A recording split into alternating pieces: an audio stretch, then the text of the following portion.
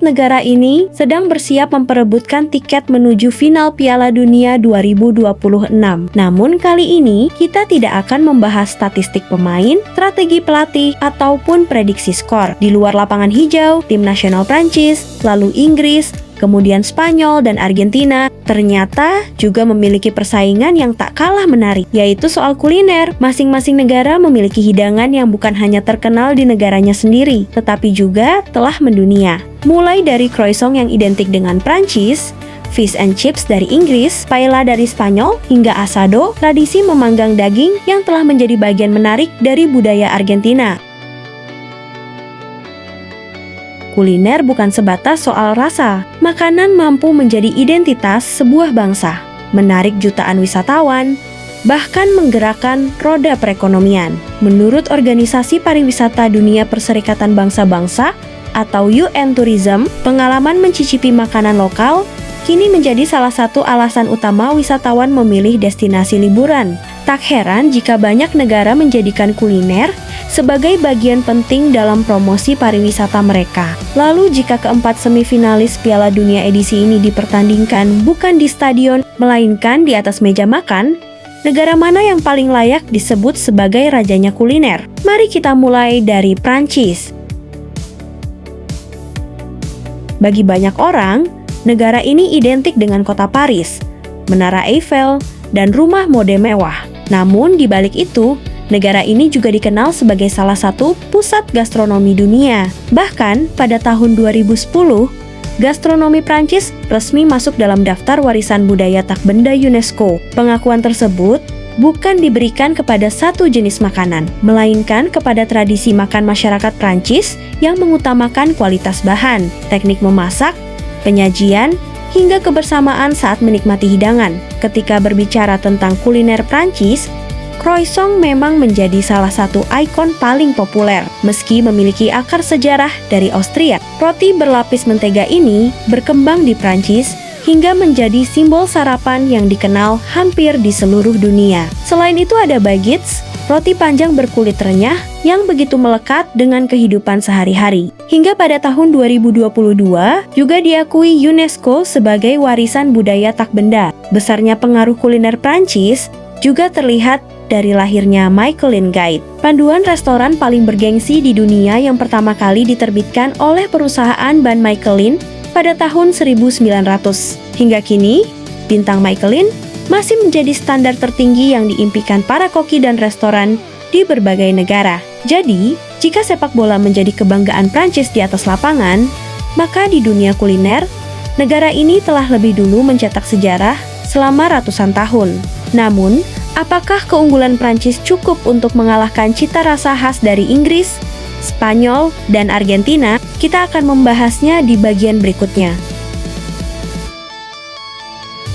Setelah Prancis dengan teknik memasak kelas dunia dan hidangan yang elegan, kini kita beralih ke negara yang sering kali menjadi bahan perdebatan di kalangan pecinta kuliner, yaitu Inggris. Selama bertahun-tahun, kuliner Inggris kerap mendapat stereotip sebagai makanan yang sederhana, bahkan dianggap kurang berbumbu dibandingkan negara-negara Eropa lainnya. Namun, jika melihat lebih dalam, justru kesederhanaan itulah yang menjadi bagian dari identitas kuliner Inggris. Salah satu hidangan paling terkenal tentu saja fish and chips, perpaduan ikan berbalut tepung yang digoreng hingga renyah, disajikan bersama kentang goreng, kacang polong tumbuk, dan saus tartar. Menu ini mulai populer pada abad ke-19, seiring berkembangnya revolusi industri di Inggris. Saat itu, fish and chips menjadi makanan yang murah, mengenyangkan, dan mudah ditemukan di berbagai kota pelabuhan. Hingga kini, hidangan tersebut masih menjadi salah satu ikon kuliner Inggris. Tak hanya itu, negeri Ratu Elizabeth ini juga memiliki full English breakfast, menu sarapan lengkap yang menggugah selera. Bagi masyarakat Inggris, sarapan bukan sekadar mengisi perut, melainkan tradisi yang telah diwariskan selama beberapa generasi. Beranjak ke waktu makan siang atau malam, ada Sunday roast, hidangan khas yang biasanya dinikmati bersama keluarga setiap hari Minggu. Sepiring Sunday roast berisi daging panggang, kentang, sayuran, Yorkshire pudding, dan siraman saus gravy. Tradisi ini mencerminkan kuatnya budaya makan bersama, dalam kehidupan masyarakat Inggris. Kemudian, ada afternoon tea, kebiasaan menikmati teh pada sore hari yang telah lama diperkenalkan sejak abad 19. Tradisi ini kemudian berkembang menjadi bagian dari budaya Inggris, lengkap dengan sajian sandwich kecil, scone hangat, selai, krim, hingga aneka kue manis. Bahkan hingga sekarang, pengalaman menikmati afternoon tea masih menjadi salah satu aktivitas favorit wisatawan yang berkunjung ke London. Menurut Visit Britain, wisata kuliner terus menjadi salah satu daya tarik utama bagi wisatawan mancanegara. Ribuan pub tradisional, restoran berbintang Michelin, hingga pasar makanan di London menjadi destinasi yang memperlihatkan bagaimana kuliner Inggris terus berkembang tanpa meninggalkan akar tradisinya. Mungkin kuliner Inggris tidak selalu tampil semewah Prancis, namun negara ini membuktikan bahwa makanan tidak harus rumit untuk menjadi bagian penting dari budaya dan identitas nasional. Lalu, bagaimana dengan Spanyol? Negara ini justru dikenal memiliki budaya makan yang sangat berbeda. Dari tapas yang dinikmati bersama hingga paella yang mendunia, Spanyol berhasil menjadikan makanan sebagai bagian dari gaya hidup. Itulah yang akan kita bahas selanjutnya. Jika Prancis mengajarkan dunia tentang seni memasak dan Inggris mempertahankan tradisi melalui hidangan klasiknya, maka Spanyol memiliki cara yang berbeda. Di negara ini, makanan bukan sekadar untuk mengenyangkan perut, tetapi menjadi alasan untuk berkumpul, berbincang, dan menikmati waktu bersama. Budaya tersebut tercermin dari tapas, hidangan berukuran kecil yang disajikan dalam berbagai variasi. Menariknya, tapas bukanlah satu jenis makanan, melainkan cara masyarakat Spanyol menikmati beragam hidangan dalam satu waktu sambil berbagi dengan keluarga maupun teman. Tradisi itu membuat makan malam di Spanyol sering berlangsung lebih lama dibanding banyak negara lain. Restoran biasanya mulai ramai setelah pukul 8 malam. Bahkan, tidak sedikit warga lokal yang baru menikmati makan malam mendekati pukul 10. Bagi masyarakat Spanyol, meja makan bukan sekadar tempat menikmati hidangan,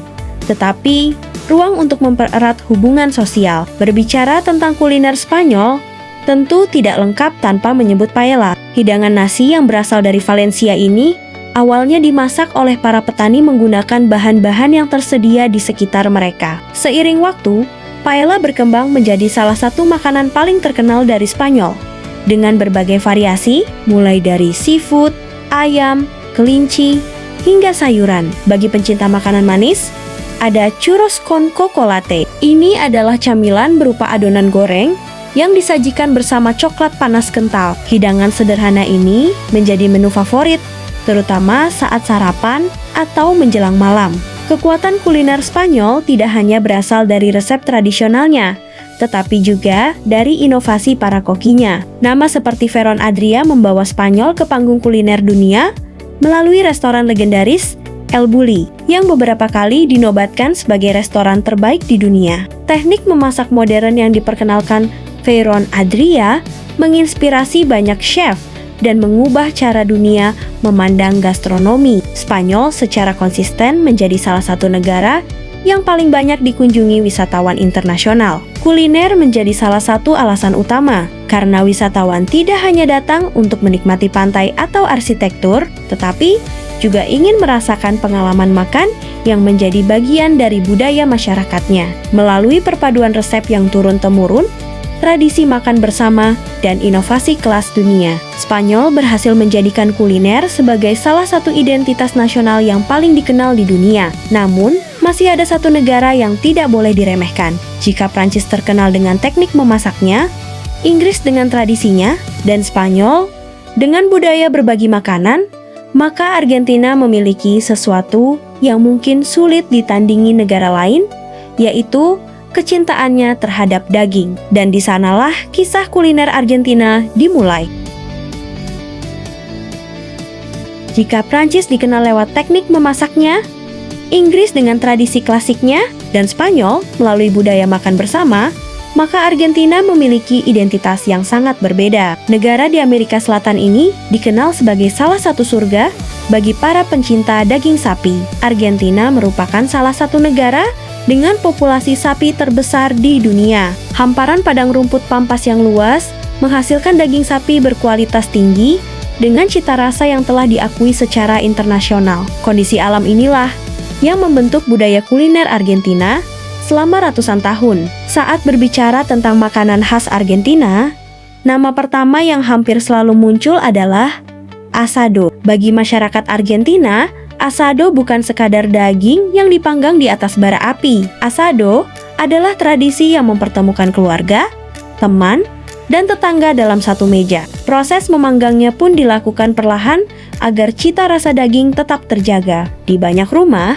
akhir pekan terasa belum lengkap tanpa asado. Bahkan, berbagai perayaan nasional maupun pertandingan sepak bola sering menjadi alasan untuk berkumpul sambil menikmati hidangan ini. Tak heran jika UNESCO memasukkan budaya asado Argentina sebagai salah satu tradisi kuliner yang memiliki nilai budaya tinggi di berbagai kajian-kajian gastronomi. Selain asado, Argentina juga memiliki empanada, pastry berisi daging cincang, ayam, keju, atau sayuran yang menjadi camilan favorit di berbagai daerah.